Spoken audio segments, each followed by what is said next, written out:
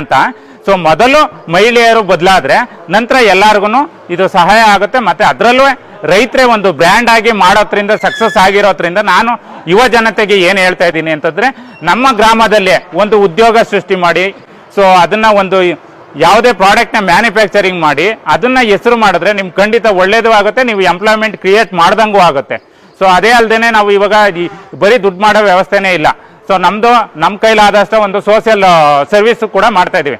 ನಮ್ದು ಇವಾಗ ಏನಿದೆ, ನಮ್ಮೂರಲ್ಲೇ ಸರ್ಕಾರಿ ಶಾಲೆ ಇದೆ, ನಮ್ಮ ಕೈಲಾದಷ್ಟು ಸಹಾಯನ ನಾವು ಮಾಡಿದ್ದೀವಿ.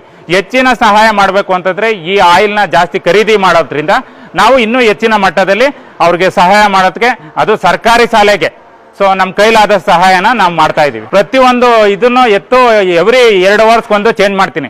2 ಗಂಟೆಗಳ ಮಾತ್ರ ಕೆಲಸ ಮಾಡ್ತೀನಿ. ಸೊ ಅದಕ್ಕೋಸ್ಕರನೇ ಎಕ್ಸ್ಟ್ರಾ ದನಗಳು ಇದಾವೆ, ನೀವು ಆ ಕಡೆ ನೋಡ್ಬೋದು, ಕಟ್ಟಾಕಿದ್ದೀನಿ. ಸೊ ದಿನಪೂರ್ತಿ ಒಂದೇ ಎತ್ತಲ್ಲಿ ಕೆಲಸ ಮಾಡಲ್ಲ ನಾನು.